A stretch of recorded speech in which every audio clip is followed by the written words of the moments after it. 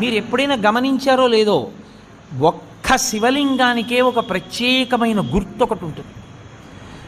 మీరు ఎప్పుడైనా చూడండి, అన్ని శివలింగాల మీద ఉండదు అలాగా. మీరు కొన్ని కొన్ని శివాలయాల్లోకి వెళ్ళినప్పుడు శివలింగం దగ్గరికి వెళితే దాని మీద కొన్ని గీతలు ఉంటాయి ఇలాగా. అది ఏమిటో తెలుసా గీత? అలా గీత ఎందుకు ఉంటుందో తెలుసా ఎవరికైనా? అలా గీత ఉంటే దాన్ని బ్రహ్మసూత్రము అని పిలుస్తారు.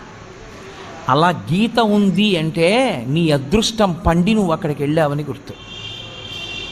1000 మాటలు ఓ శివాలయంలోకి వెడితే నీకు ఎంత ఫలితమో, అలా గీతలు ఉన్నటువంటి శివలింగం ఉన్న గుళ్ళోకి వెడితే అంత ఫలితం.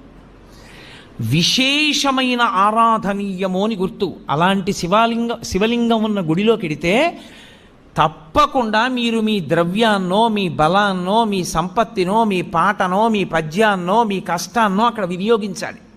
శివలింగం